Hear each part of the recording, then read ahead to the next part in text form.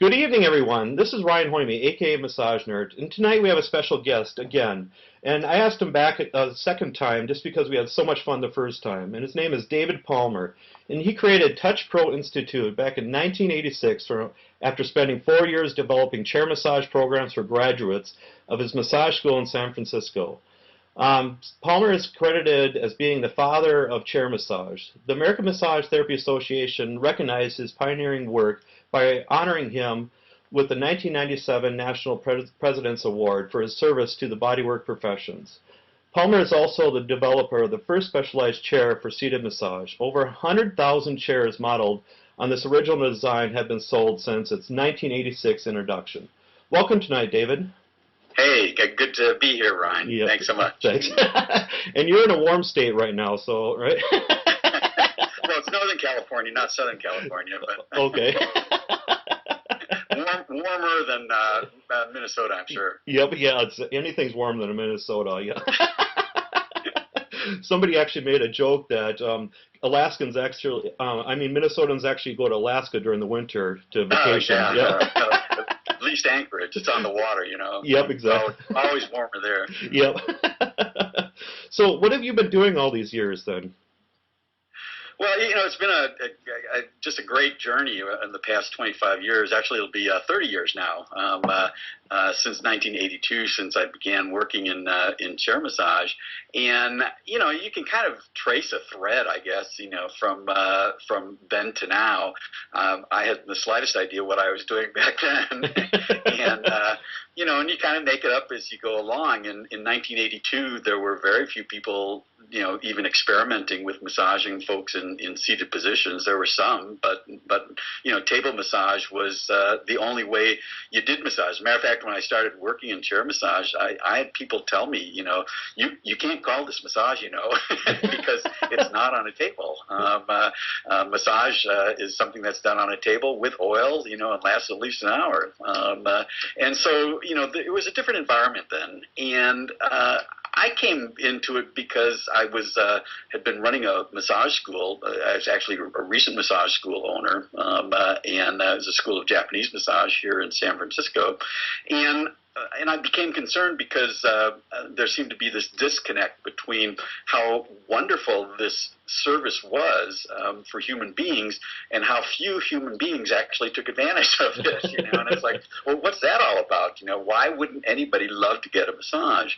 And so, and I was particularly concerned because I was training people professionally to do massage and make a living, people who wanted to make a living doing massage, and they were finding it very difficult. And that can be attributed to a number of reasons. We know, for example, it's been long talked about that massage industry is an entrepreneurial profession still, you know, and there really aren't that many jobs, although with the help of places like Massage Envy and their clones, you know, there have been many more opportunities for people to kind of get a foothold in the massage profession.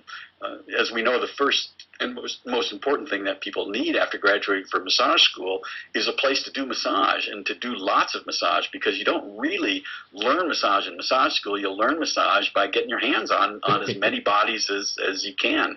We always say the first 1,000 bodies are the practice massages. So I became interested in that issue of getting people into paying jobs from the school, and then realizing that there was this kind of high barrier for new people and even ongoing people to get massage on a regular basis.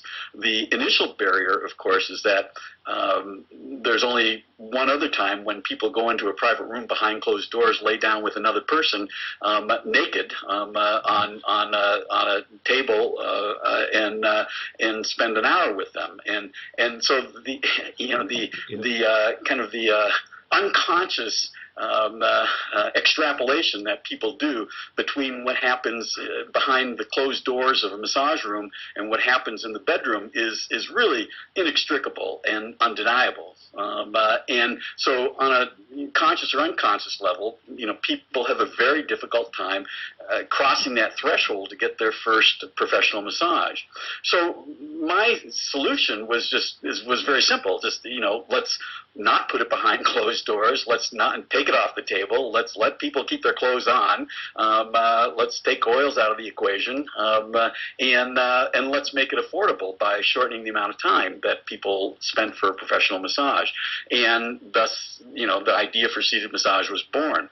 So that was in 1982, and then I developed a number of businesses that were playing with this concept, and we had some success in places like Apple Computer and at that time Pacific Bell, which is now AT&T, and some other companies, large and small, and it became apparent fairly quickly that the main difficulty from a practitioner as well as from a customer point of view in getting a chair massage was that the massage was done had to be done in a regular chair or a stool. We use these drummer stools, the three-legged stools that we could fold up quickly and drag from location or desk to desk.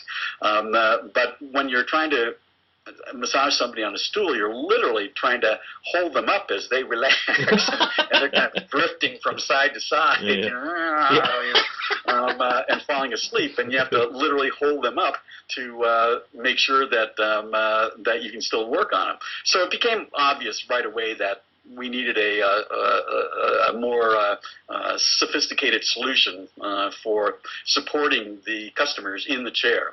And so I began working with a design partner on a massage chair, and it took a few years for that to get to market. But in 1986, the first massage chair came on the market, and manufactured by a company locally in Northern California, and then that kind of opened the floodgates, basically. I mean, now with the development of a chair, there was a specific device that people could point to and say, that's chair massage.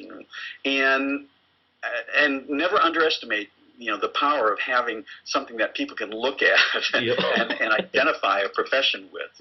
It's always been an issue for massage in general, as we know. It's not like a haircut, where you come out after you've finished getting a haircut and you can look in the mirror and you can see what happened, or you go into the clothes shop and buy some new clothes and you can put them on and see them. So having a kind of a concrete manifestation of a somewhat inconcrete idea like massage, that where you can't see the results so easily as you can with other kinds of products and services, having a physical identifier for that was very important. And it really did open the floodgates in 1986. Within 18 months, I'd trained 24 in 24 different schools around the country, and started teaching around the world as well. And that put me on the road and that was the birth of what we now know as TouchPro. That's the brand that I've had. And then that piece went on, and we trained a lot of folks, probably over 12,000 people who did table massage. We taught them the specifics and of some techniques, some technical approaches to chair massage, as well as some marketing ideas, marketing approach for chair massage, because we're still very concerned about people making a living doing this work. And then I worked myself out of a job because eventually what happened after about 10 years, by the late 90s, around 2000, we trained so many people, and chair massage was pretty ubiquitous. There probably isn't a massage school in the world at this point that doesn't teach something about seated massage in their core curriculum. So everybody graduating from massage school knows something about seated massage, and they don't. The schools mostly, for the most part, realize that they could save a lot of money by hiring somebody who did chair massage locally, who may or may not have been trained by TouchPro, and instead of flying our instructors in for a weekend. So the Touch Pro seminars they're still being taught, but there's not that many of them around. I still teach about 3 of them a year here in San Francisco, and there's a school out on the East Coast that does and teaches, and one in Ohio that still teaches, and a major school up in Quebec province that teaches. But we also have trainings still going on in London and in Copenhagen as well. So we still have that type of a presence. But with the turn of the century, I knew that was going to continue to fade away, and it has. And so I looked around for my next piece of the chair massage work that needed to be done. And looking back on my life, had a business that did chair massage in the workplace, chair massage with events, like conventions, trade shows, weddings, whatever. But the market that I hadn't done chair massage in professionally myself was in the retail market. There had been a little bit of it happening in places like airports. There was a chair massage you could see, and there were a few freestanding locations, but I was interested in creating a retail model. And so about 6 or 7 years ago, I began working on a retail model for chair massage, which was called Zubio.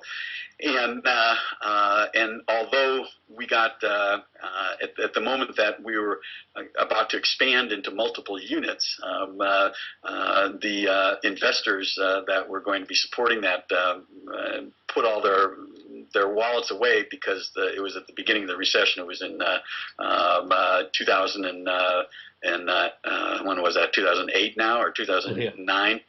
May of 2008, I guess it must have been. And so just at the moment we were about to expand, the whole market collapsed, and so there was no expansion money available. But the unit that we did have, the retail unit, had always made money from the day it opened, and so I knew that it was possible to convert it into an owner-operated model rather than we were heading toward something more akin to a franchise model. And so that idea died, but the idea of having an owner-operated retail facility didn't. And that model is still working. One of my former employees took over the space that we were operating in, and it's called what is it called? Breakpoint Chair Massage. Breakpoint Chair Massage in downtown San Francisco in the financial district, and that's one of the things that I'll be writing about and talking about in the coming year. Much more so because, coming up to the present finally, for this monologue.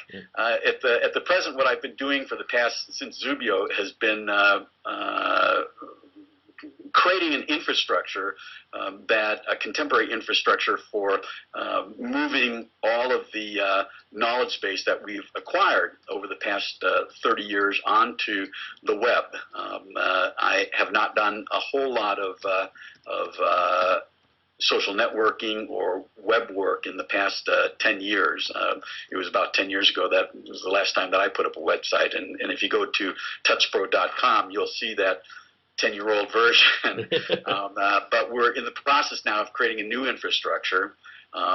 We've got our Facebook page just up today, a new one, not complete, but it's there. And if you click the like button, if anybody clicks the like button on the Touch Pro page, then you'll be kept up to date, because that's where I'm going to post all of the current happenings in terms of the development of Touch Pro, but also in terms of the blogging that I'm going to be doing. I've got a WordPress blog that we're going to be launching shortly as well, and for longer pieces, but they'll all be referenced from the Facebook page.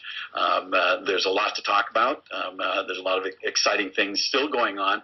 as well as as I say, the information that we've developed over the past 30 years, I want to share with as broad of an audience as possible. And so we're getting into the whole social networking thing. Yep. And Lord knows we'll probably have a Twitter account soon as well. And that pretty much brings us up to date. It's been an exciting ride, and every year just keeps getting better. And so back in the day, before you even developed a massage chair, when people sat on those stools and stuff, did people sit in just regular chairs too and stuff for chair massage in businesses, or was it really never heard of going into businesses, or? You know, you could, but the advantage of a stool was simply that you didn't have to deal with chair backs, you know. Okay. And so you could go all the way down the full length of the spine with a stool. But like I say, you know, if you want to do acupressure, which is the style of massage that I learned and teach, to do that while holding somebody up with no support in front of them is very difficult. So stools were great because then you didn't have to deal with a back being either behind the person or at the side or even in front of the person, and it became obvious right away that was the device of choice. However, the limitations were also obvious, and that's why I developed the first massage chair. And did you get anybody that actually laughed in your face about when you're talking about making a massage chair? Oh, yeah. Well, yeah. So much skepticism, and I just give a shout out to a man named Jim Everett, who's passed on now, but he was something like 70 years old when he developed Living Earth Crafts, which is a manufacturer that is still around, but it's focused primarily on the spa market at this point. But he was up in Santa Rosa. He started his table massage business, manufacturing business in a chicken coop in Petaluma, literally, and he was as a retirement business, and it took off. He was an incredible innovator. He was the first one to develop tables that only had 4 legs on them.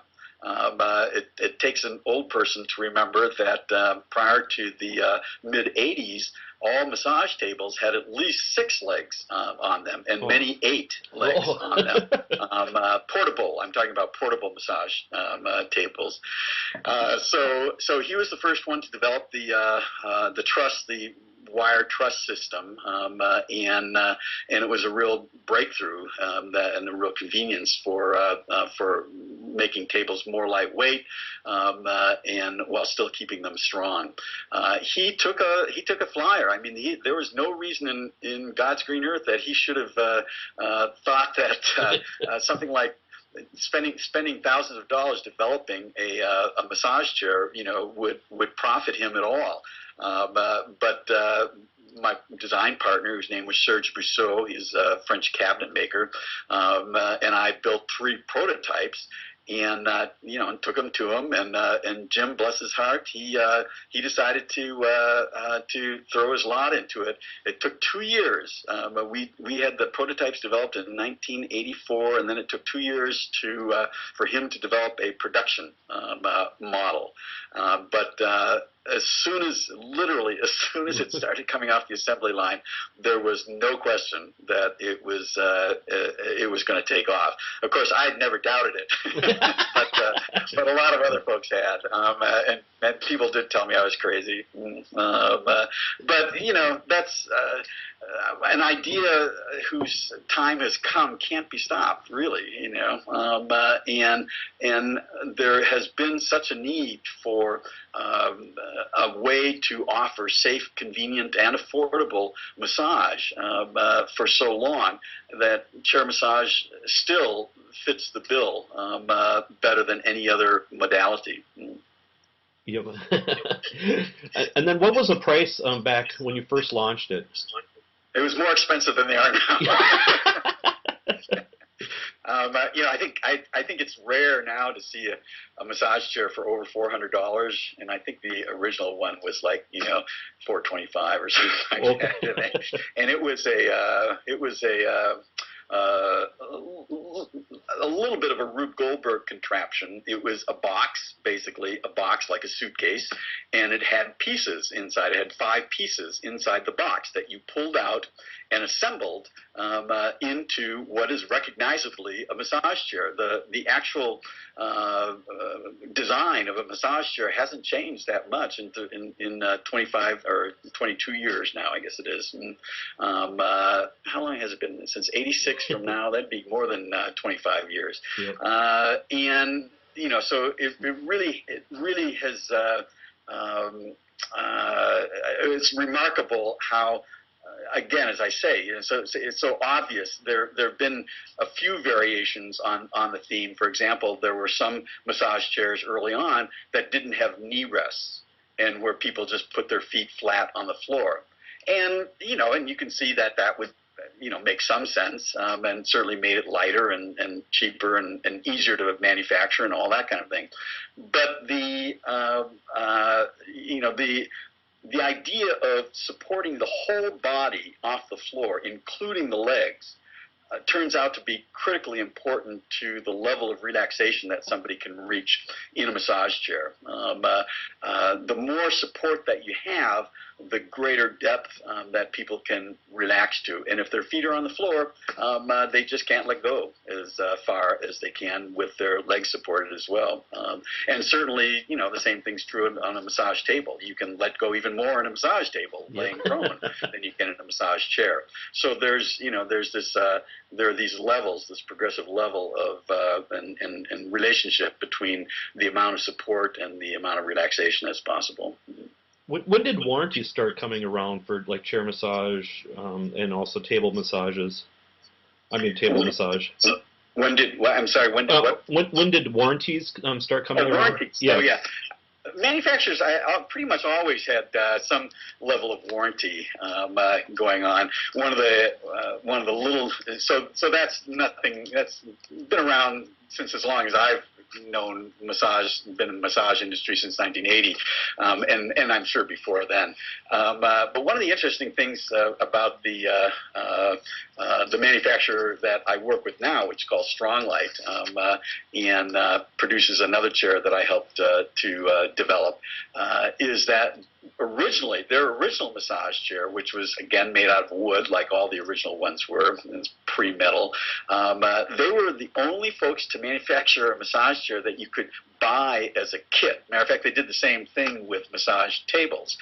They offered an option where you could put it together. They'd send you the parts and the instructions, and you could put it together yourself.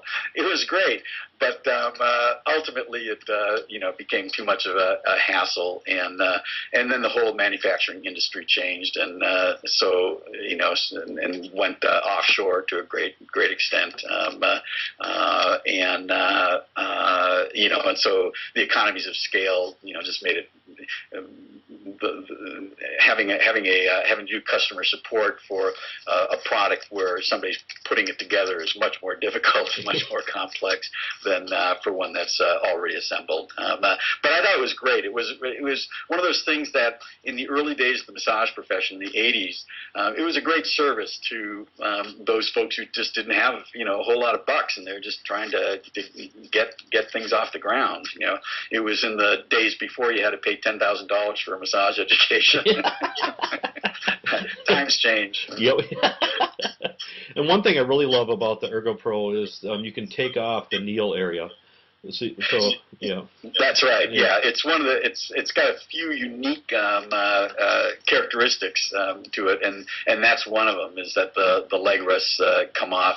And when we were working in Zubio, the 4 years that I spent with Zubio working in a retail massage setting was a great education, because we saw every type of customer come in, experienced massage people and a lot of first timers. I mean, just a huge, every day people would come in and get their first massage in their life. So we saw people who had who couldn't bend their knees because of age or infirmity, and and it was a great advantage to not have them just, go spread eagle and put their legs around a knee rest, but actually to take the knee rests off, and it really did afford them an extra level of comfort. Yeah, because I remember back when I went to massage school, there's a little bit of echo on your part, on your side. Okay. Yeah. Am I too close, or? Might be. Right. It's actually echoing me. So, okay, it sounds better now. Okay, but back when I went through massage school in the late 90s, I actually got a lady stuck in a massage chair. No. That was embarrassing, but I wish I would have had one of these Ergo Pros so you could, because she was an older lady and she couldn't really bend her knees, but she tried to, but then she slipped right in between and stuff, so. Oh, no. Yeah. Oh, my gosh. Yeah. There's, I always say about massage chairs, there's, the perfect one hasn't yet been invented. We're still trying to make the perfect one. And I'm not sure the perfect one will ever be invented until we start seeing more retail chair massage establishments where you don't actually need to have portable massage chairs that fold up, and hopefully Strong-Light or another manufacturer will pick up the ball at the point that it becomes a market for stationary massage chairs, because the trade-off in the massage chair is always the comfort of the practitioner and the comfort of the customer, and and so when you want the customer to, when you want to work on their shoulders, for example, you want them to be low. When you want to work on their lower back, you want them to be high. Yeah. And so my hope is that when we get stationary massage chairs with hydraulics built in, we'll be able to go zip, up and down like that, and have it comfortable for the practitioner as well as for the customer. I mean, obviously the customer comfort comes first, but we really try to make massage chairs and styles of chair massage that we teach good ergonomically for the practitioners as well. Yeah, and in the past, I actually had a massage student that was 6'10", and having him perform chair massage was not a pretty sight. That's tough. It was really tough. Yeah, and same thing for short. On the upper reaches and the lower reaches, it's a challenge for sure. Yeah. But I'll tell you, it's gotten a lot better. The chairs nowadays have a much larger range for the comfort for both the customer and the practitioner than ever before. So we've come a long way. We've left the wooden chairs behind. The original chair, I'm almost embarrassed to say, weighed 26 pounds, which is about how much massage tables weigh nowadays. And anything over 20 pounds, I say anything over 19 pounds for a massage chair is too heavy. Because you are dragging them around the street a little bit more than massage tables typically as well. And how much can the average massage chair handle for weight of the client? Yeah, the manufacturers always go by what they call static weight and what's the other term, non-static or whatever. When somebody's just actually sitting down on a chair or a table, and generally they're rated, like 400 pounds. There's generally no problem for most of the chairs. Certainly not for the Strong-Light chair in terms of static weight. You do have to be careful, and I always teach my students this. That it's a good idea to be standing at the front of the chair when somebody's getting into it or out of it. And if it's the first time they're getting into a chair, really make sure to instruct them to straddle it first, then sit down, then put their legs up. Because, kind of a common problem that we see is where people getting into a chair kneel down first, and they don't kneel down with both knees at the same time. Of course, they kneel down with one knee on one knee pad and then the other on the other, and and it's doesn't often happen, but it is possible to flip chairs to the sideways, if they kneel down first. So it's very important to tell customers to straddle it first and then sit down and then put their knees up, and that's the appropriate way to get in and out of a massage chair. But if you're standing in front while they're doing that, you can also stabilize the chair just in case somebody puts their knee down first. And is the material nowadays, is that harder to puncture, would you say, if somebody's having something sharp in their pockets or anything, or?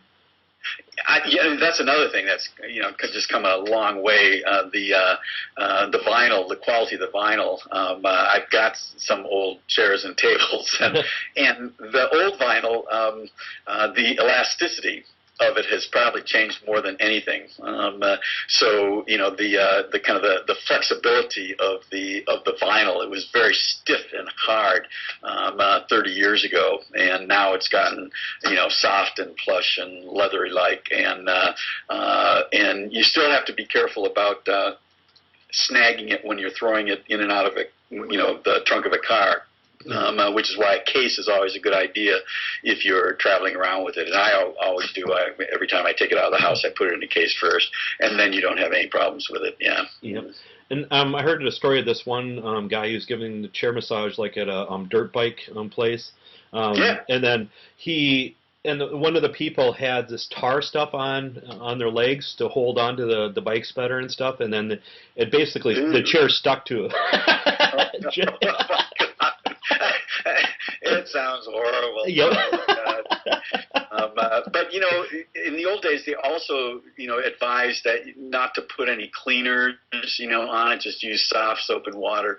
And the vinyl nowadays you can clean. And we use in our hygiene protocol, we use handy wipes with alcohol in them. And if we'd done that on the vinyl 20 years ago, it would have broken down the vinyl within a month. It would have pulled the elasticizer out of the vinyl, and then it would have started cracking and fading and all that kind of stuff. We've used chairs down at the retail space downtown for a year of constant use and not had that problem. Even though after every client, the face cradle is getting wiped down and the armrest and the chest pad and stuff. Yeah, so it's definitely we've come a long way in manufacturing, and that's been great. I'm all for progress. And on the chair massage gigs and stuff, do you recommend bringing health forms along with for legal wise, or is there any kind of forms that? Yeah, part of we do have what we call a screening protocol, and you can do it verbally. Now, I don't do chair massage as medical massage. I don't do chair massage as massage therapy. I put chair massage for me is in the relaxation circulation category, the category of helping people to feel better right away. And so the kinds of things that we're concerned about are things that might prevent somebody from having a good experience sitting in the massage chair, and that falls into a number of categories. The screening that we do is first involved, because we're doing acupressure. We first ask people, we tell people actually that this is an acupressure massage, and we're going to be working on your head, neck, shoulders, arms, back, upper back, lower back. Is there any place that we need to be careful about, cautious about working in? We specifically don't ask people, do you have any problems? Because we're not looking for problems. Okay? That's what you ask if you're a massage therapist, right? Yeah. If you're a massage therapist, you're looking for the problems. You want to know where to focus your attention. Okay, that's not a concern for, at least in the touch pro approach, chair massage, because we're not doing medical massage. So what our concern is to screen out folks who might not benefit from the massage for various reasons. For example, we're cautious about people who have. We also ask people, besides if there's a place we need to be cautious about working because of musculoskeletal kinds of issues. We also ask them if they have any current or chronic medical conditions that we need to know about. And the things that we're mostly concerned about are recent kinds of things, like if somebody just had a car accident and they've got whiplash. Well, we're not going to work on you unless you've had that taken care of, unless that's being treated someplace else, and the person who is treating it feels like it's okay for you to get a massage, because we don't want to make anything worse. We're not doing diagnostic work here. We're just providing a service. And the other kinds of things is if people have had untreated conditions, like high blood pressure, epilepsy, chronic conditions that might affect their ability to have a good experience doing the massage. If you've got a chronic condition, but it's being treated, if it's being handled, then we're okay, generally speaking, with working on the person. If it's a chronic condition like high or low blood pressure that is not being treated, or epilepsy that's not being treated, or diabetes that's not being treated, then we want to know about that, because all those kinds of chronic conditions could have an impact on your ability to have a positive experience getting the massage. For example, people can occasionally feel faint while getting a chair massage. That doesn't often happen when people are getting a table massage because they're laying down, and gravity is moving blood to the brain even if your blood pressure drops. However, if your blood pressure drops while you're sitting up or standing up, then the body's reaction to syncope, which is what it's called, is to pass out. We're very cautious and do warn people, that if they feel queasy in the stomach or dizzy in your head at any time during the massage, to tell us immediately. And we do screen, for people who might have chronic conditions that might be influenced by that. Yeah. So we're very careful to do a screening, but it doesn't have to be long. It can be in a written form. So if you're working in a place with regular customers, you can do a written screening. When we had the facility downtown, everybody had to do a screening on a computer screen before they could sit in a massage chair. So they had to answer a series of questions, and then whoever was the practitioner assigned to that person, if there were any questions that were highlighted, then the practitioner would query the person a little more deeply as to their condition or their situation or circumstances. And that's one way to do it. So we did it. We had it totally computerized. It was very cool. And they could do it on the website. They could do it, on a touch screen at the retail space.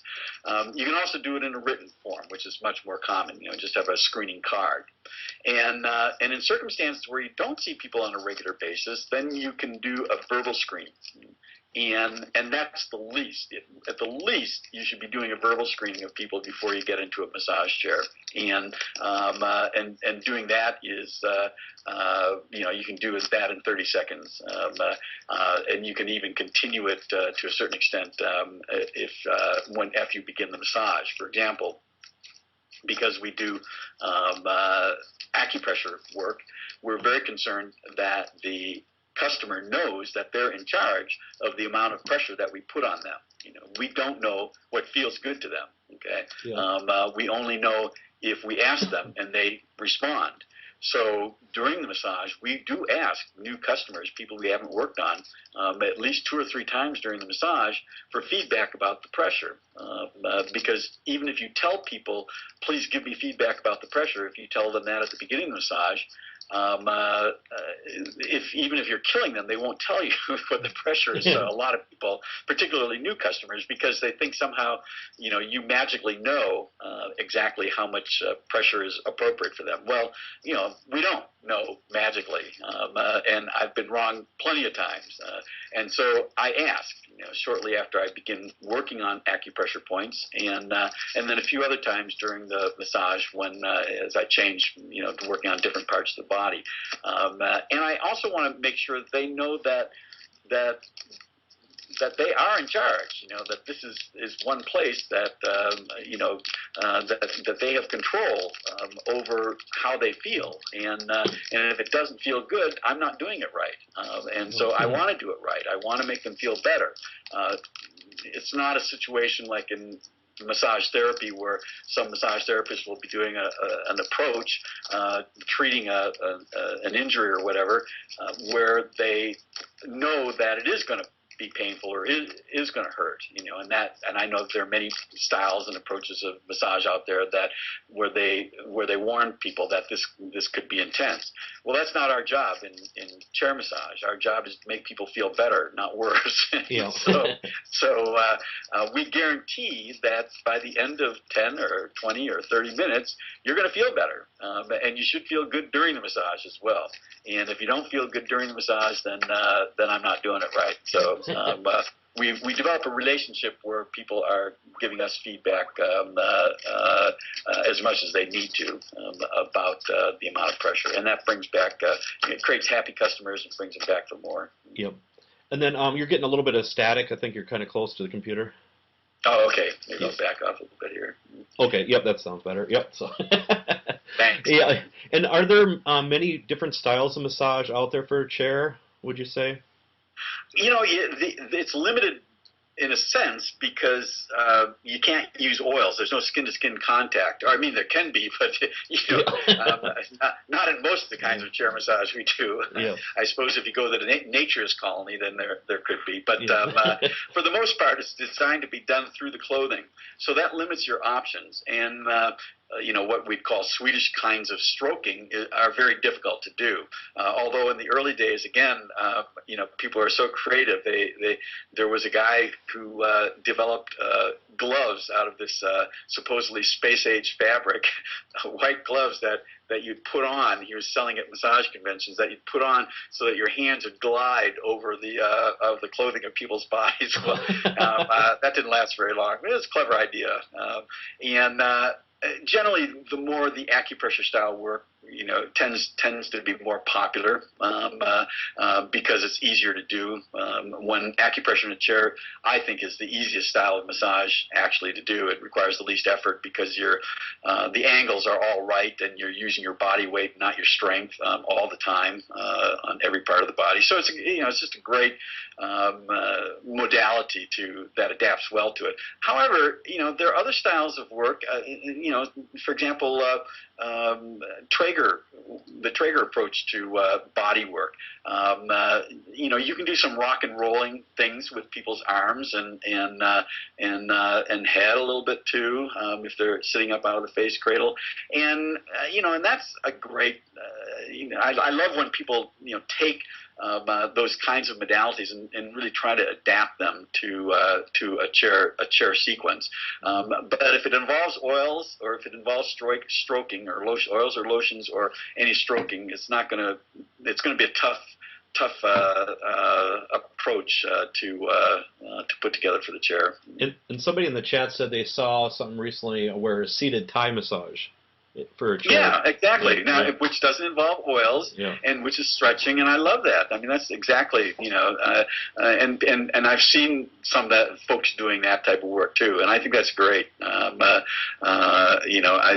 It's like, let's adapt them. I didn't have much of a leap because I learned Japanese massage, and in Japan, oftentimes when people are getting a table massage, there's a portion of the massage either at the beginning or at the end, and sometimes in the middle, where the customer is sitting up, because it's just a more convenient way to do the head and certain parts of the body and to do certain stretches and whatnot. So I'd already in my table work, I always sat people up at the end of massage to finish the massage, and so it wasn't a big conceptual leap for me to think about having a person seated all the way through the massage.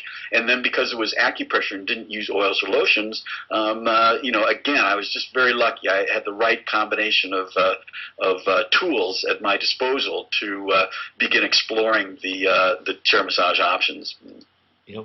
And do you believe you should learn a routine first, or just basic techniques first for chair massage? Well, there's. I think when people go to massage school, everybody. The most important thing in massage is to be doing something. Okay. So if you're making it up as you're going along, it's not going to be a good massage. All right? Because the flow of a massage session is far and away the most important part of a massage, at least in the relaxation circulation end. If you're doing massage therapy, then that's out of my range. I don't do massage therapy, and so there's stops and starts to it, and dialogue and all that kind of thing. But if you're just doing a spa massage or a chair massage, and particularly if you're doing a chair massage that only lasts 10 or 20 minutes, you don't want to be making it up, because people will know you're making it up. Yeah. And what inevitably happens, and I know of no chair massage people in these types of contexts who don't end up with some sort of a routine that they use, and there's not a lot of time in 10 minutes to problem solve.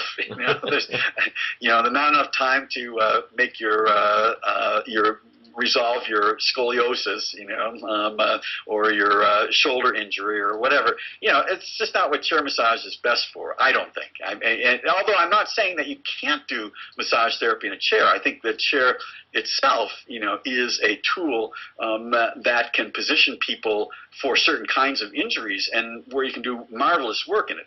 But I'm just talking, the kind of chair massage that I do, which is chair massage. You don't need to be sick to get it. You don't have to have something wrong with you.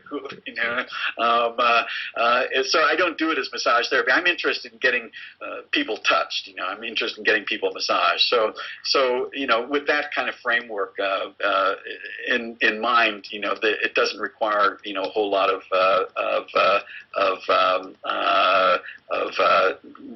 making it up on the spot. So yeah, I'm a believer in get a routine. We teach what we call a kata, which is a Japanese word that just simply means form, and we do it for lots of reasons. The one which I just mentioned, which is because it's better to be doing something than be doing nothing. Yeah. And the particular kata that we teach has been taught to more people and done by more people and done on more people than any other style of body work in the world, literally, because nobody else teaches a kata. We're the only ones who think that it's a good idea. Everybody else, all the massage schools are teaching people to do their own thing. I'm sorry, I'm not sure that I want to get a massage from somebody who's doing their own thing. If they've only had, if their thing has only been around for a year. But the kata is much smarter than I am. The kata that we teach is really the master. I'm not a massage master, even after 30 years. I don't consider myself a master of massage by any stretch of the imagination. I'm always a beginner. But the kata has got roots. It's got roots in 1,300 years of Japanese massage and 5,000 years of traditional Chinese medicine, and it's a lot smarter than I am. And I trust the kata. And when I learned those acupressure points, I'm not making them up. They've been around. When I learned those Japanese massage techniques, they've been around for a long time. And this particular sequence that we've put together we've been practicing since 1986, and as I say, it's been practiced this 15 minutes that we teach and transform into 10, 20, or 30 minutes, or even 5 minutes, has been done more times than any other kind of body work in the world. So it's time tested. We know what works and how it works on tall people, short people, wide people, skinny people, tall practitioners, short practitioners. We know how to make it work for the broadest range of people possible. It doesn't work for everybody. Some people just don't like acupressure, but it does when it's done the way that we teach it. We've got very few people complaining about the effect of this massage. So yeah, I'm a big believer in having a kata to do your work. And then somebody in the chat asks, what's the best way to approach a big corporation to get into corporate chair massage into the wellness program? The person says they're starting to do that now. Great. I'd be curious as to what corporation it is, but the corporations, just as is generally true in our culture, are getting much more comfortable with having things like chair massage in their wellness programs. There's a number of avenues that you can get into corporations. One is through their wellness program.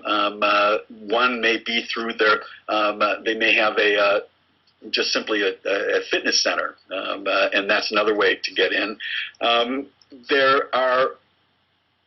One way to approach it is to sell your services on a one-off kind of a basis. So if there's an event, for example, that they need chair massage for, you can get yourself introduced and your work introduced through a one-time event. Maybe they're rewarding a department for a particular job well done, or maybe they have what do they call them, wellness fairs, health fairs, corporate health fairs, and that's another way to do it. The best way, of course, is to know somebody in the corporation. So if it's a company that you've worked with, that you're thinking about getting involved with, that's awesome, and that is the all-time best way to get in. If it's not, then you got to do your homework, and you got to find somebody who does know somebody, either in your social circle, or you have to start making a cold call to the corporation. But I always say, work your contacts, work your own social circle first. If you've got a specific company in mind, for people who are connected to that company, if you're not directly connected to them, and this whole thing is 6 degrees of separation.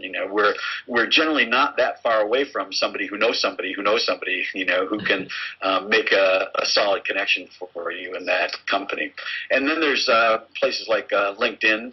If you're part of that network, that social network, you can just ask your connections through LinkedIn who's connected to this company, who has a contact in this company, and work that. There's all these kind of, and if you don't know what LinkedIn is, you'd better get an account and find out, because it's a great resource for exactly that kind of thing, for finding connections. The toughest way is to do the cold call stuff. Is just to knock on the door, call folks up. You may get lucky and hit the right person in the right department at the right time, but what you're looking for in any company is an advocate. And so the first thing that I always think about is, it's kind of like the same question that you ask people the first time they get a massage, is what you want to find out from your contact is, what is their previous experience with massage, chair massage, wellness programs, so you get an understanding of who it is that you're talking to, and how they view the massage world.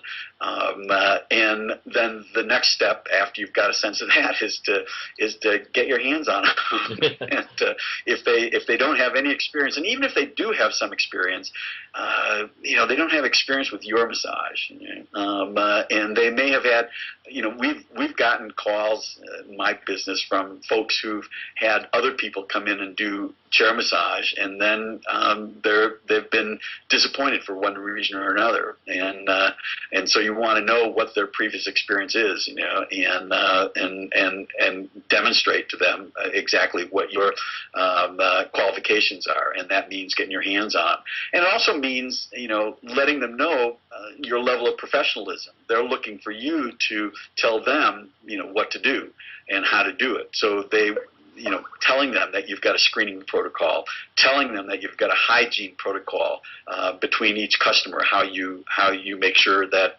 germs don't transfer from the chair or from your hands or whatever. what type of space that you need, what types of amenities you're going to bring in, music or things like that. So, show them that you're a professional by having thought it through and being prepared is another good way too.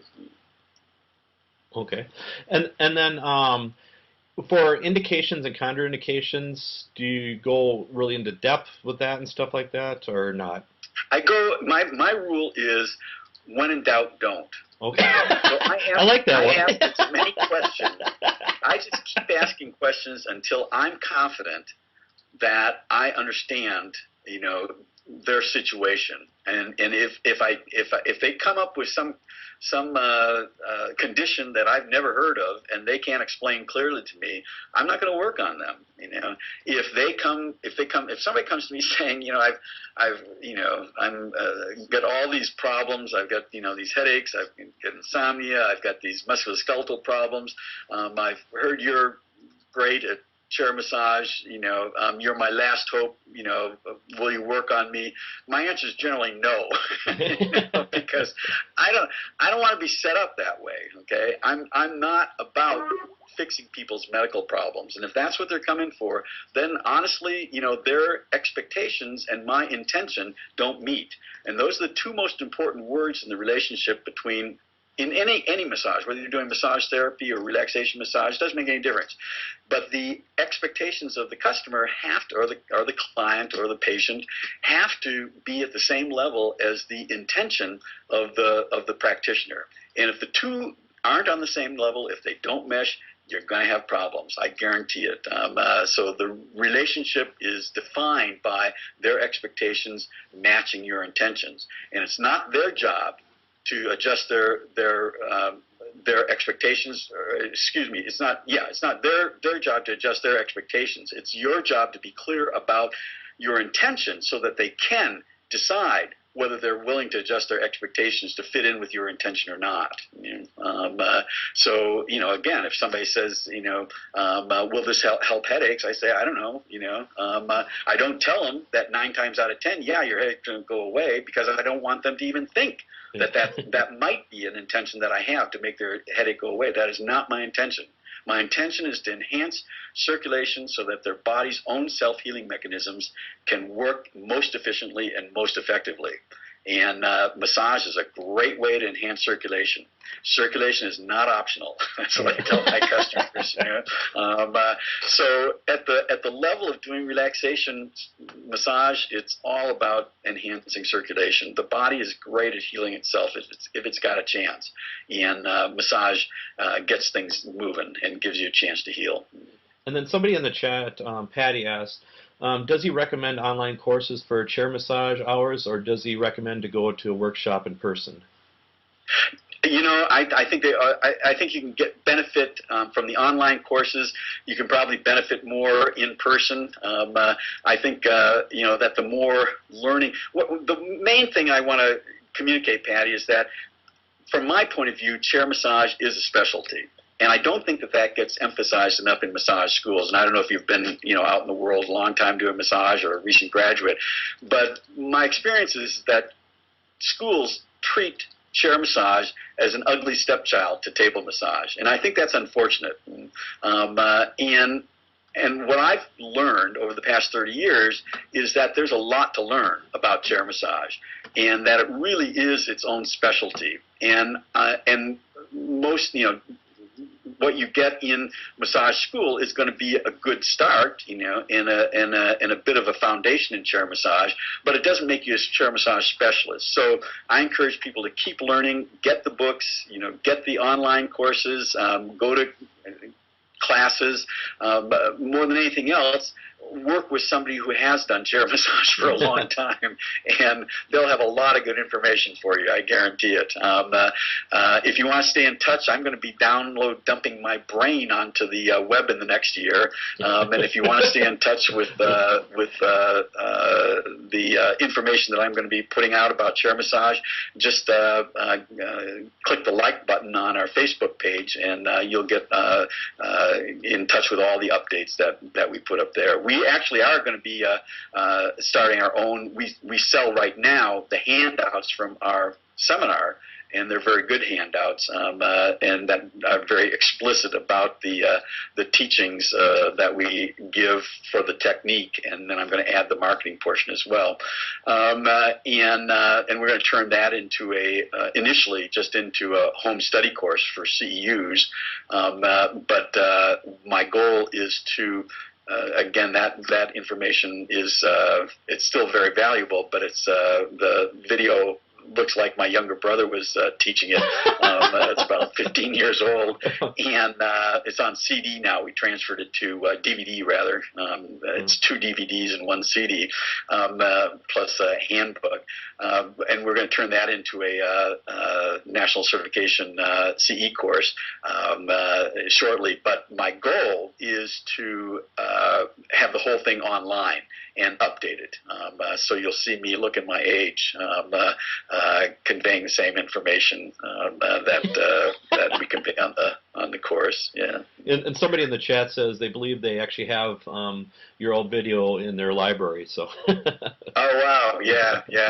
You know, I just tossed a bunch of the old videos because it's like people don't even have VHS machines anymore. What's that? No.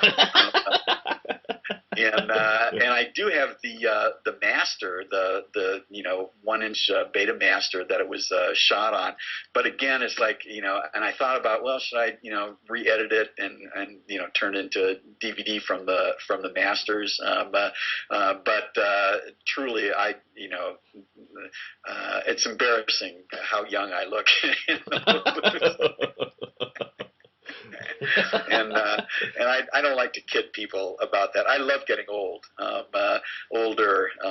As I say, every year gets better, and I don't mind looking my age. And at 62, it's been great, and it only keeps getting better. And then. I mean, usually people don't use lubricants in chair massage, but do people ever bring lotion along or anything else then, or? Yeah, I've seen some people that bring lotion for if they do just the hands or the face sometimes as well. As I say, it's not the most common thing, but I've seen people do that. And again, anything that if you've only got 10 minutes, you don't have a lot of time to be messing with a lot of extraneous kinds of things. So, I'm not against it, by any means. I think it's all great. But, just from a practical standpoint, you want to be doing it as efficiently as possible. And dealing with oils or lotions, is just an extra added hassle. And what do you think about when people call you the father of chair massage? Godfather, perhaps.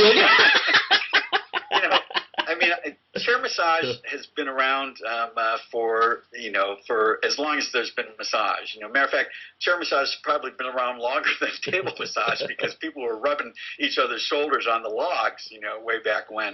So I didn't invent chair massage. All I did was shine a spotlight on it 30 years ago, and I began pointing to it when the rest of the massage profession was locked into table work virtually exclusively.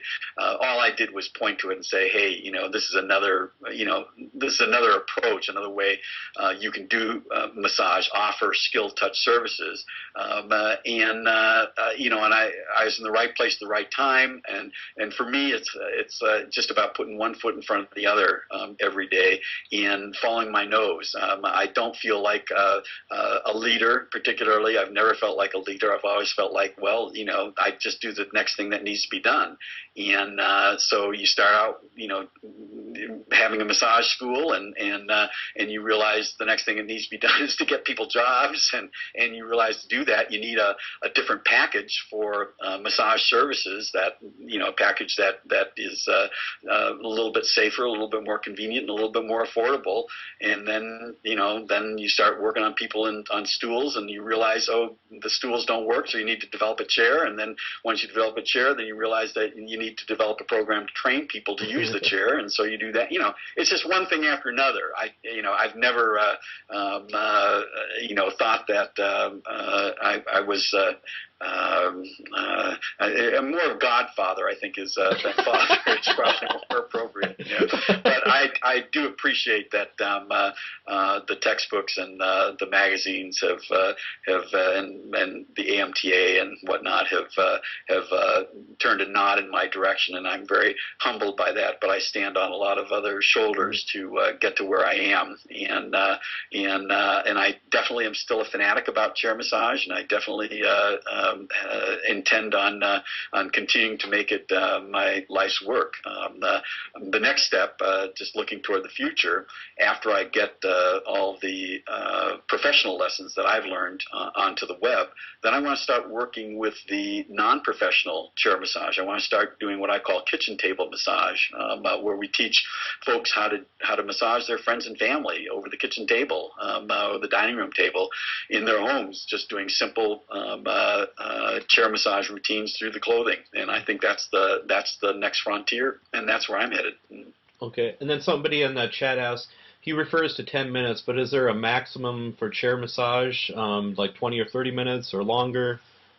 Good question. I think the length is determined, the maximum length is determined by how comfortable you can sit in a chair. A chair is not like a table where people are lying prone and you can kind of move around and you can you don't get stuck when you're laying on a table. When you're sitting in a chair, you're really kind of locked into a position. And my experience is that after 30 minutes, our policy is not to do a massage in a chair for somebody who's been sitting for more than 30 minutes, just because their circulation, it goes in the opposite direction. They get less circulation in their legs, and lower body particularly. They can still move their upper body a little bit, but their lower body is really locked into position. So I just, as a rule of thumb, we say 30 minutes max, yeah.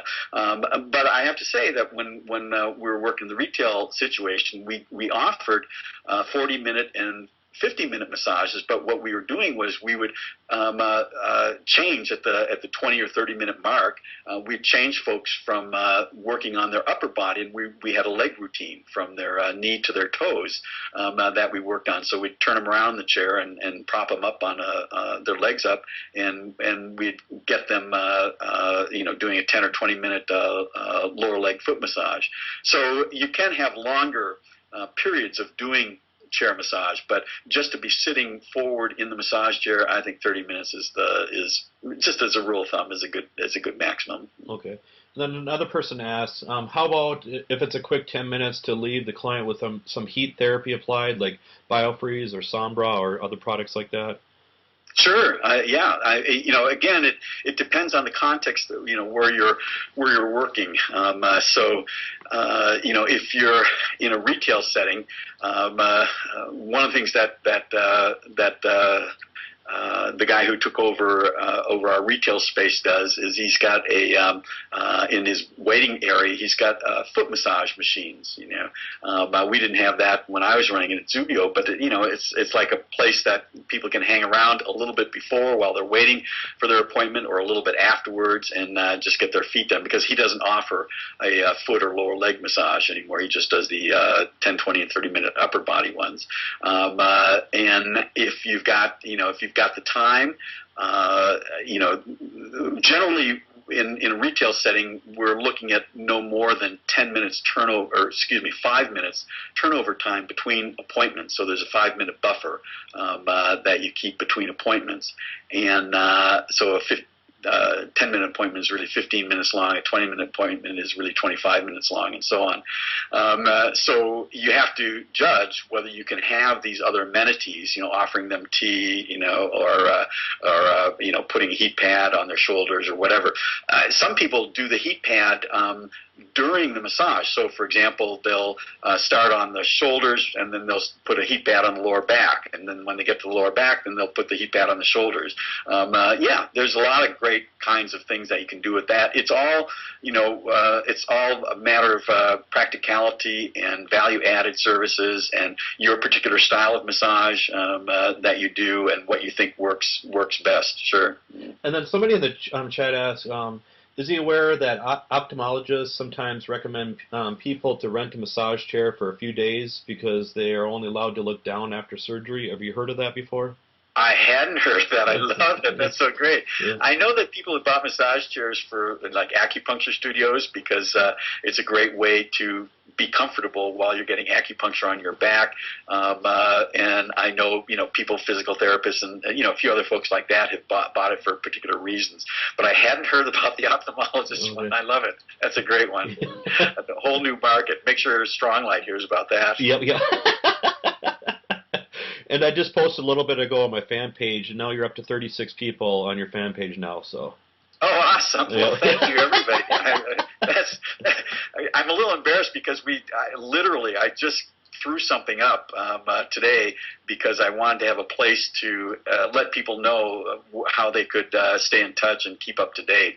So I'm glad it's there, but it's going to get a lot better, I assure you, everybody. And I'll start posting items tomorrow as well. Okay, awesome. And then what's with regulation with the chair massage? Are there any states that you have to be a massage therapist, do you know, to perform chair massage, or is it kind of? Yeah, generally the short answer for that is that in any place that requires regulation of massage, people who do chair massage have to abide by that regulation. Okay, so mostly state laws and local ordinances are written for table massage in mind, and they don't specifically mention chair massage. And so wherever you're working, just figure out what the regulations for table massage is, and in general, you'll have no problem with doing chair massage as well.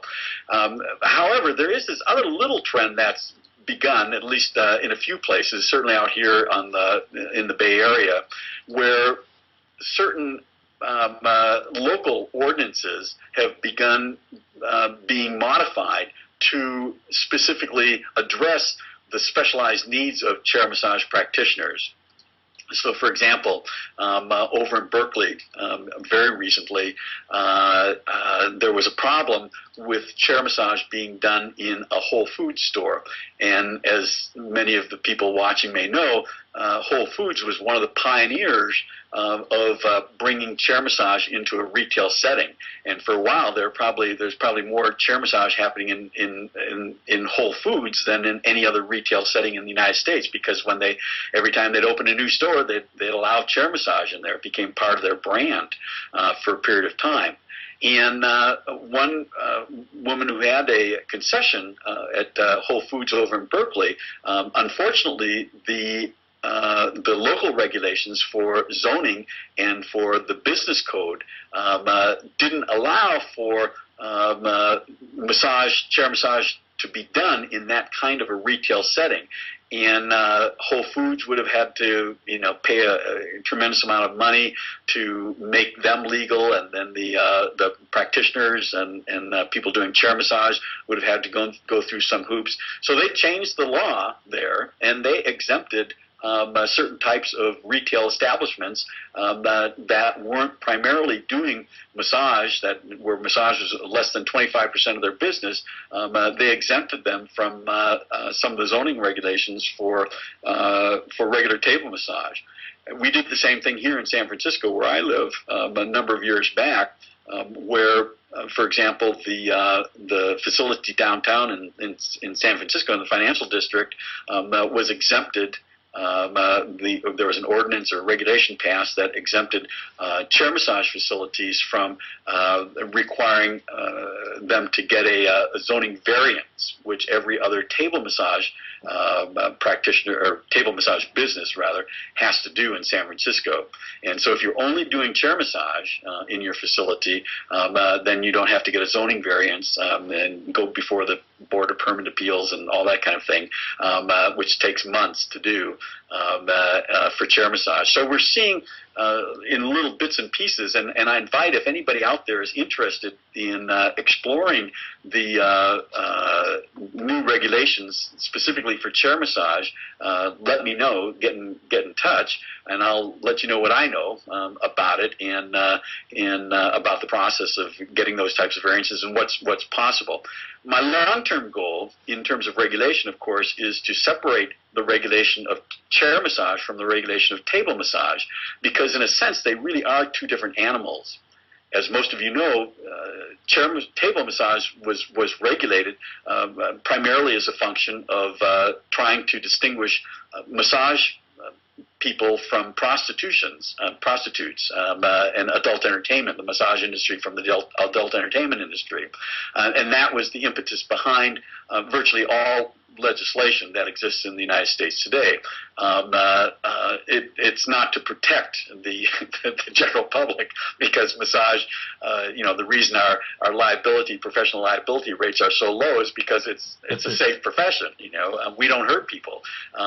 So it's not, as most regulation of professions is to protect the general public. That's not the case for massage. In the case for massage, the regulation was there to because of the confusion of therapeutic massage with adult entertainment massage, and so regulations were written and legislation was passed to make that distinction clear. Chair massage. Very few people that I've ever met have mistaken chair massage for prostitution, unless they've got a really good imagination. So chair massage doesn't require that kind of oversight that table massage does. And I'd love for chair massage the reins to be released, and for chair massage just to be able to be easily in every setting, retail setting possible, and every event setting possible, and in every workplace possible. It doesn't. It's safe, and it's easy to make available to people. So it requires a different kind of regulation, and most of all, it doesn't require 500 hours or 1,000 hours of training to make a top-notch chair massage professional.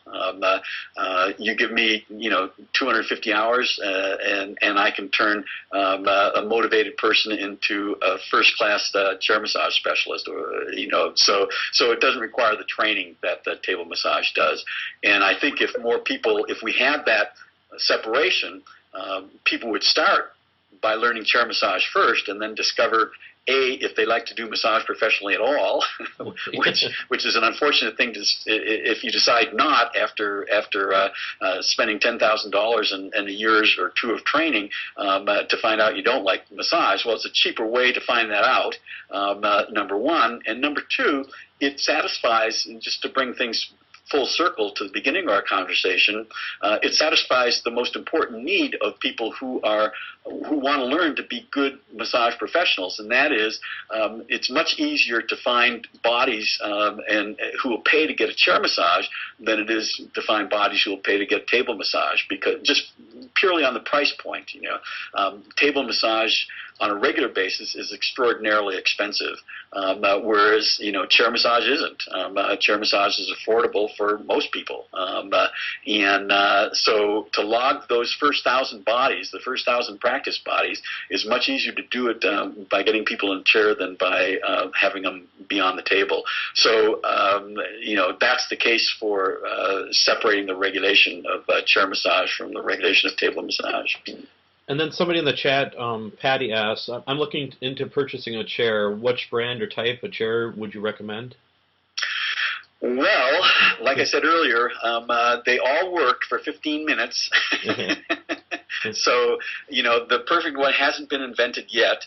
The one I recommend, of course, is the one that I developed with Stronglight, and that's the Ergo Pro. And it's got the best feature set for the best price.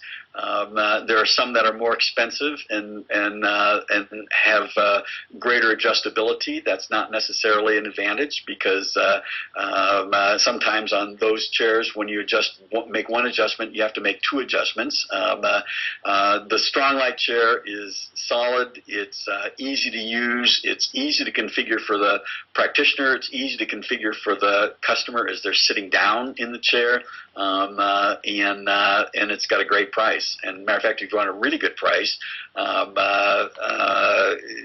to our store at touchpro.com, and we've got the lowest price of Stronglight chairs anywhere on the web. And I think it's $309 for a Stronglight chair there. So buy it from us, and you'll make me happy, and you'll get the best price. Touchpro.com. Store.touchpro.com. And advertise. yeah, and what kind of things do you typically bring on a massage gig? So um, uh, the if you're going out into the office or at a convention or trade show, here are the things that I would bring. I always bring a pen and a pad, something to write on, a little clipboard. I always bring a screening card. If it's possible to have somebody read a card rather than do a verbal screening. I always bring our face cradle covers, and we use the form-fitted ones that fit around the face cradle, the disposable ones. Here's one that people don't often think of. Bring scunchies, those headband ties for people with long hair. So you want them to get their hair off their neck for when you're working on the neck. We always bring those along. And finally, we always bring handy wipes. We use the ones from medical supply stores that that say on it, sanitizing handy wipes, or antibacterial, I guess they say on them. So it looks very medicinal, and non-scented ones, of course. And we use those to wipe down the face cradle, the armrest, the chest rest, any place that there's been skin to vinyl contact between each customer, and we use it to wipe down our own hands as well. And what do you do if a woman has a dress? What's the best way you take if somebody wants to get a chair massage and they have a dress or even a miniskirt too? Yeah, the dresses aren't necessarily a problem. It's the tight dresses that are a problem, because it can be tough to get in, and that to a certain extent depends on the kind of chair. There are some chairs that are easier than others to slip through, but what we find happens is that if you're in a setting where you're going to be on a regular basis, the people know not to wear tight skirts coming in. I'll tell you, if you want to know the worst thing for chair massage, the most difficult customer dress problem that we have is the low-slung jeans, the low-slung pants. Oh, yeah. And some people just don't seem to realize that if they wear a short top and low-slung pants, there's this gap that appears between the lower edge hem of their shirt and the upper hem of their trousers or pants. This is men and women, and so that sometimes, because typically you always have the customer facing, or the chair facing away from any potential audience out there. So they've got their back to whomever might be walking by or in the same room or whatever. But I have to say, if it doesn't bother them, it doesn't bother me. It's just it is a little strange, and so that's much more common strangeness than the tight dress problem. How do you go about working on somebody's glutes if they're literally a pain in the butt? Well, that's an interesting question, because in the original kata that we developed back in the 80s, we actually did do some acupressure points on the glutes. And now, as of about 10 years ago, I stopped doing that. When I developed Zubio, when I developed the retail model, we stopped doing it. So we don't work below the waist anymore, and it's for a couple of reasons. It's number one, it's the only place when you're working below the waist. It's the only place that people could misconstrue your intention down there, and we don't want people to be in the least psychologically in discomfort or in questioning mode about the massage. We want it to always them to perceive it as always being safe. And so going down there, is just especially when you're doing chair massage and you might be working on people who've never had a massage before. It's like you want to make it just as safe as possible. So we do stay off the glutes for that reason. The second reason is because of my legislative agenda. You need to have a way to define chair massage, and it's easiest to define it as through the clothing of somebody in a seated position from the waist up or the knees down. Okay, and that those are just clear delineations, clear demarcations, lines. So it makes people who are writing laws sometimes feel a little bit more confident if they know exactly where you're going to be applying touch. Okay.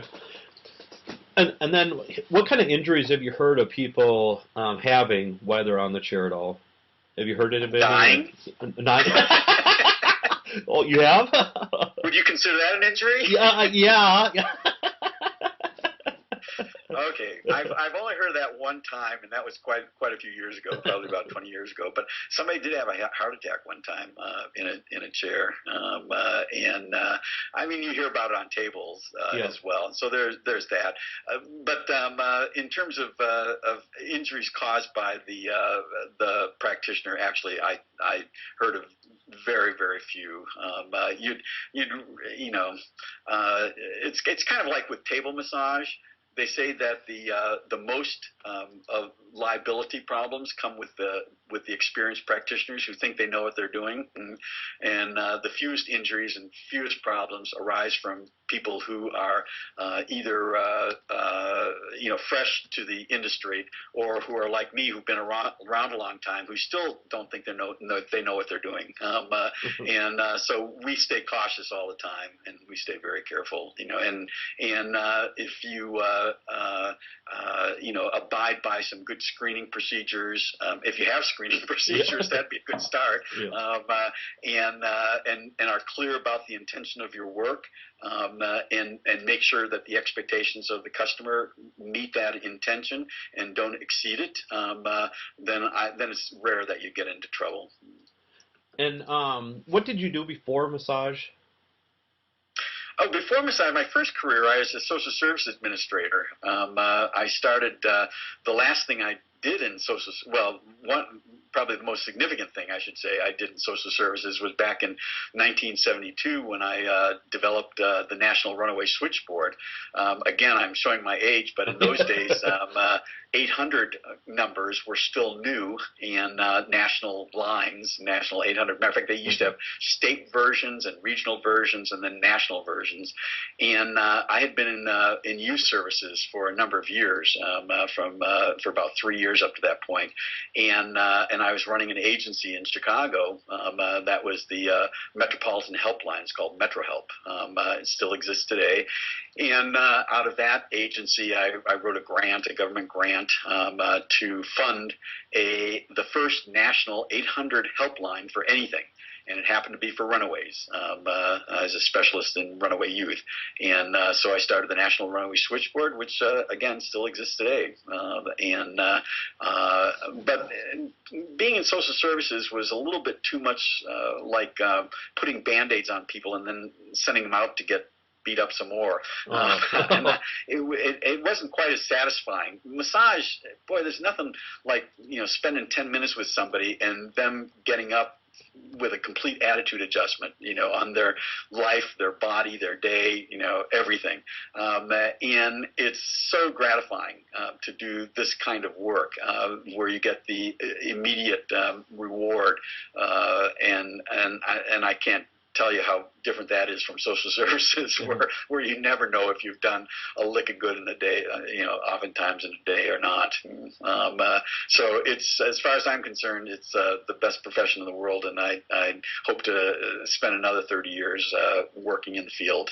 And have you heard any research people have done about chair massage then? There's been some research. It's still a lot of it is I wouldn't say primitive, but I'd say preliminary.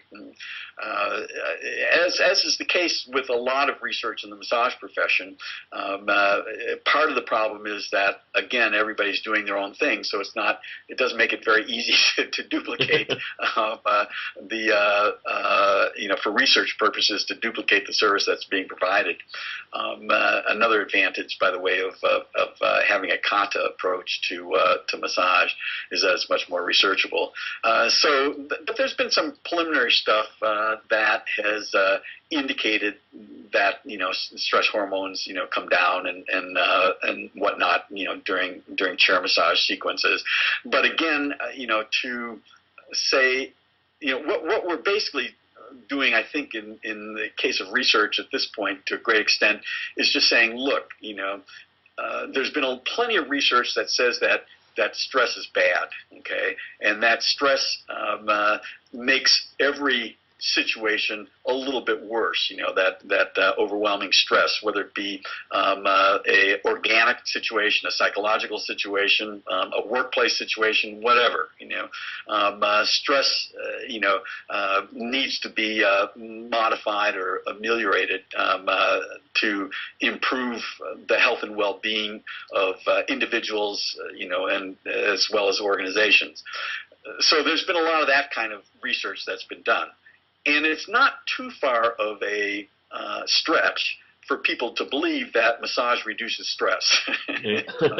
So that's the connection that we make most often, I think, in the massage profession is, massage, reduces stress, and once you've reduced stress, you've just made life a whole lot better for recovery from injuries. If you've got something wrong with you, whether it be a mental or a physical damage, and improving the environments, the working environments, in the workplace.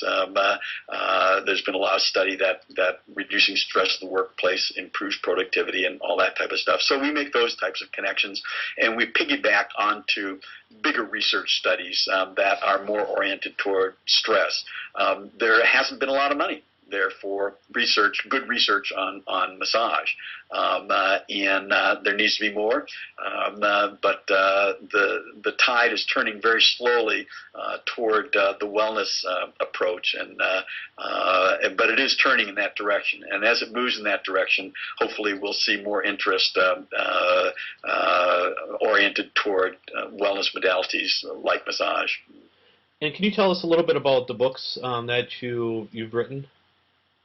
Well, I've got Marketing Chair Massage is the course book that's used for our marketing seminar, and then the technique handout is a 75-page book that goes in combination with the 2 DVDs and the CD series that we have out there.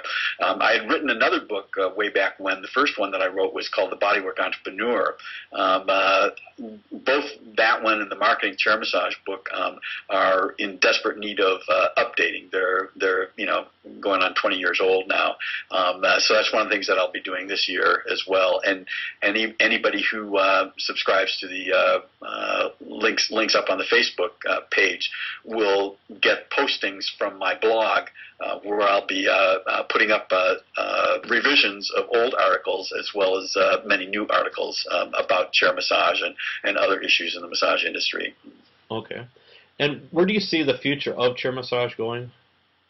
Well, I think, my hope has always been that it moves toward more of a retail setting. And oddly enough, and this is really odd, the people who are driving it into retail are actually the Chinese immigrants that you see in the malls these days.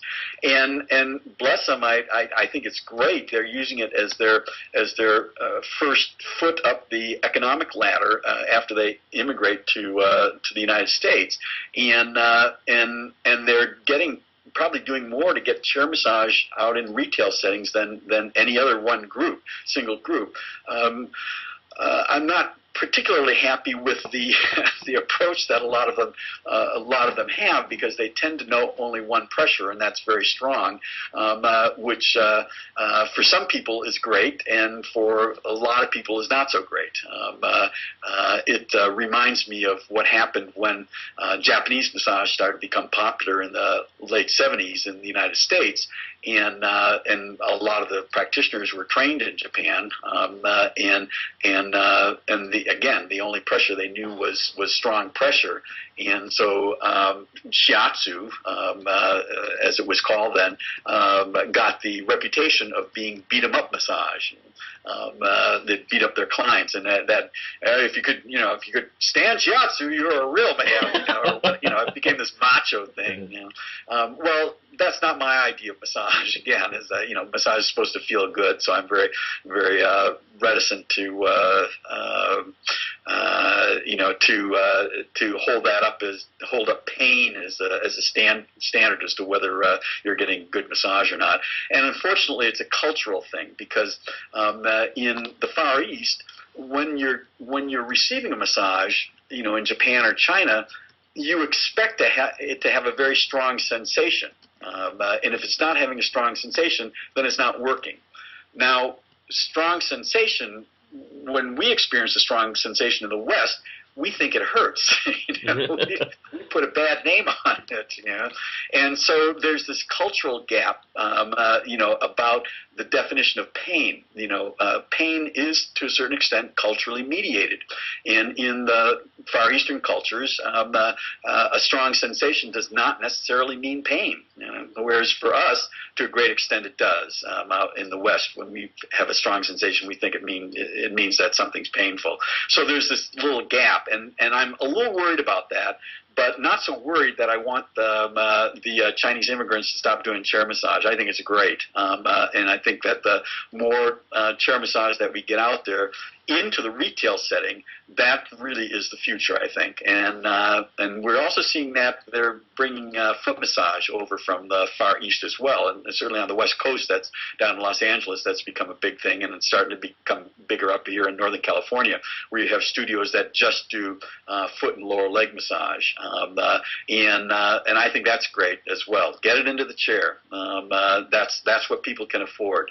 The only people who can afford regular table massage, are the people who are either very rich, who have the money, or very fanatical like me, who don't have the money for regular table massage but get it anyhow because we believe in it, or very hurt very much in a lot of pain.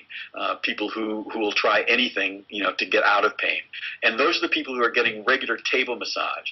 The rest of the table massage that happens in the United States happens once a year on your vacation, on your anniversary, on your cruise ship, as presents, whatever. Most people cannot afford regular table massage.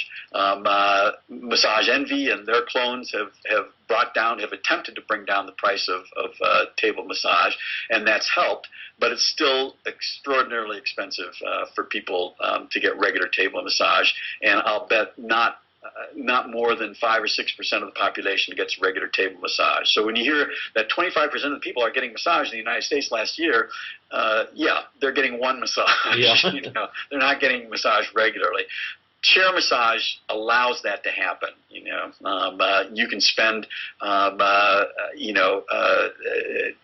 for 10 minutes, or even $15 for 10 minutes, and do that twice a month, and you'll be a regular chair massage. You'll be a regular massage receiver. So that, I think, is the future that I see for massage in general and chair massage in particular. Let's lower the cost and let's make it more accessible to more people. And do you want to show people what you're sitting on right now? Sure. It just so happened that the height of it, just worked perfectly for me. It's not because I had this planned out, but actually there it is.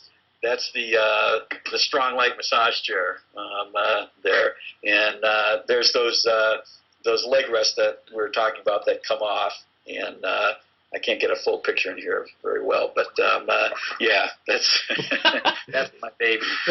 So they're comfortable enough to sit in a regular chair too. So. Oh yeah. The seat on this chair. The seat, which is normally at an angle, you can adjust to parallel to the floor. And we would do that when we had people who either couldn't use the leg rest, because you don't want them sitting on an angled seat without the leg rest, because they'll just kind of slip right through, or when we were massaging people with their lower legs and feet, and then we'd turn them around, flatten the seat out, turn them around so they could sit up straight. Yeah. Okay. And what are some of your influences in the massage field? what some people influenced you I and got stuff? I got to mention my teacher on touch. I think massage is all about touching folks, and we're supposed to be the cultural experts in touch, and I know that doesn't get emphasized a lot in the profession, because touch to us is like water to fish. It's just assumed that it's important, but you don't have a body worker, you don't have a massage professional without having touch. And so I think touch is the ground floor, and I have to give a shout out to Irene Smith. Everflowing.com is her website, everflowing.com, and she has been a mentor to me and continues to be a mentor to me in the massage field. Next week she's taking me out to Folsom Prison, where she's going to be teaching prisoners how to do positive touch. It's actually the prison staff of their hospice at Folsom Prison, Oh, and cool. she's going to be teaching the hospice workers how to do positive touch on their patients in the hospice as well. And I am nervous and thrilled to be going out with her and sitting by her side as she does this. I'll tell you, she is just a marvel at. Her specialty has been working with the seriously ill, and she started working with AIDS patients in the hospital ward of San Francisco General Hospital back in 1983, and she was the first person to bring massage to HIV/AIDS patients, and she did that for a couple of decades, and then expanded her work into all the seriously ill folks. And if you want to learn how to touch somebody, either work on people who are on their way into the world, babies, or on their way out of the world, the seriously ill, and those people will give you honest feedback about the quality of your touch. So she's an expert. She's one of the world's expert, in my opinion, on the subject of how to touch another human being, and she's been a great influence on me.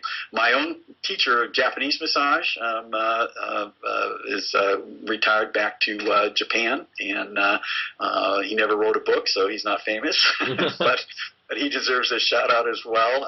Takashi Nakamura in Osaka, Japan. I still love you and think you're just an incredibly insightful teacher of Japanese massage. Those two certainly were my biggest influences. But I have to tell you that I'm still a beginner, and every time I do a massage, every time I receive a massage, every time I teach massage, every time I watch a massage being done, I learn something new. So all of my customers and students have all been influences in my life, and I stand on their shoulders as well. It's been a privilege to be in this profession, as it's been a privilege to talk with you tonight as well. And then, yeah, thank you. And then Ashley in the chat says it's very encouraging to know that chair massage is becoming more profitable and that there's more of a future in it versus table massage, and that table massage is the first to go out of people's budgets. So that was very enlightening. Yeah, that's part of the problem. And but my interest is actually. Now that we got on the subject, has actually been in making touch a positive social value in the world. I think that without touch, we don't develop properly and we don't thrive properly. And so I consider touch to be as essential to good health, maintenance, and well-being as the food we eat and the air we breathe and the water we drink. I don't think you get to be a healthy person and a whole person without having touch in your life. And my personal vision is to make positive touch as accessible to people and as permissible to people as possible in my lifetime, and that's why I do chair massage. Okay. And do you think there's a lot of marketing involved with chair massage? Yes. Chair massage is a business, and unfortunately, when people go to massage schools, they may learn how to do massage, but they may not learn how to do business. And it's a skill set. It's a separate skill set. Learning how to do business and learning how to do marketing is a separate skill set. And it's one that gets, unfortunately, overlooked when people are thinking about becoming massage practitioners. If you're lucky enough to become an employee, do it right out of school, because that way you'll cut your teeth on learning massage. That's where you'll learn massage. You don't learn massage in the classroom. You learn massage by getting your hands on people. So you gotta log the bodies. There's no shortcut to that. And then it also gives you a little space if while you're doing that to make money. If you're an employee, make some money, and then also think about developing your own private practice if that's where you want to go, or doing more education. The road to becoming a massage therapist is not 500 hours. The road to becoming a massage therapist is more like 2,000 hours of training. So once you finish your initial training, then if that's your goal is to become a medical massage person, then you're going to need a lot more training down the road. If your goal is just to do chair massage, you don't need as much training, but you still need the business skills, unless, again, you can find an employee situation. And that's another reason why I'm really pushing for more retail establishments. Those of you who are interested in becoming entrepreneurs, developing retail establishments where you can hire other people to work with you is not only a great way to run a business, but it's also a great way to evolve a profession and to give folks a chance, new folks a chance to log those bodies. So the more chair massage salons that we have, the more jobs that are going to be out there for new people coming into the field, and opportunity for them to move on into other parts of the massage profession if they want to become a massage therapist, or move on into different massage specialties. It at least provides them an income stream and a framework from where to make those further moves. Okay. And then classes, are you going to still continue to do those in the near future then too, would you say? I'll go anywhere in the world and teach a chair massage. just give me 10 people. I'll be happy to come. Okay. And also, not just me, but we've had, TouchPro has a roster of trainers, excellent, experienced trainers who've been doing this for decades now. And we've got people in New York and in Ohio, as well as out here, as well as in Europe, and we can, and Nevada, we can have trainers come to any group of folks. Like I said, generally it's about, depending on where it's located, we need generally about 12 people. But the training is the basic training that we do is a Friday night, all day Saturday, all day Sunday, and then for the technique, and then a Monday. So it's 3.5 days, say, of training, and I think we're charging $330 or something for that. Yeah. And are people pretty sore then after 3 days of receiving massages then, or? Don't you remember what it was like going to massage school? Yeah. Did you complain? Yeah. It's one of the great things about taking a weekend massage course, right? Is you get it's like, oh my God, I get to get a lot of massage, and get worked on. Yeah, it's people working on each other. That's how we do it. Okay. And do you still own the first prototype to the massage chair then? Do you still have it? I have I think it's number 3 chair that came off the assembly line. The third one that came off the assembly line is down in my basement, and it's really a treat. Maybe if you invite me back, we'll just do a thing on the history of massage chairs. Oh, definitely. We'll line them up and get a steady cam or something on them. Yeah. So how many chairs do you own right now? I've got, I think, about 4 in the basement, and then 2 up here that I use, in my living room. Okay. 4 archival ones, Okay. 4 that are for the museum. And do you ever collect old massage memorabilia too, then, or? Just around chair massage, just around the chairs, and it is interesting to see the evolution from the wood to the metal. And the original massage chair didn't have a tilting face cradle, if you can believe that.